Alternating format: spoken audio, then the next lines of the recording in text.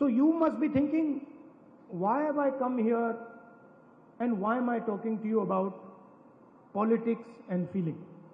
നിങ്ങൾ വിചാരിക്കുന്നുണ്ടാവും ഞാൻ എന്തിനാണ് ഇവിടെ വന്ന് നിങ്ങളോട് രാഷ്ട്രീയത്തെക്കുറിച്ചും വികാരങ്ങളെക്കുറിച്ചും ഫീലിങ്സിനെ കുറിച്ചും ഒക്കെ സംസാരിക്കുന്നതെന്ന് നിങ്ങൾ ചിന്തിക്കുന്നുണ്ടാവും. Because in my 21 years of political life, one of the masters of politics of feeling was Oommen Chandy ji. കാരണം എന്റെ 21 വർഷത്തെ രാഷ്ട്രീയ ജീവിതത്തിൽ മനുഷ്യന്റെ വികാരങ്ങൾ മനസ്സിലാക്കുന്നതിൽ ഇത്രയധികം അഗ്രഗണ്യനായ ഒരു മനുഷ്യൻ എന്ന് പറയുന്നത് ശ്രീ ഉമ്മൻചാണ്ടി ജി തന്നെയായിരുന്നു. I literally saw him. And maybe a lot of people in Kerala will not understand this because they did not see him from inside.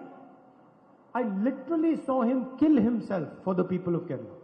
കാരണം ഒരുപക്ഷെ കേരളത്തിലെ പകുതി ആളുകൾ അത് അകത്തു നിന്ന് കണ്ടിട്ടുണ്ടാവില്ല.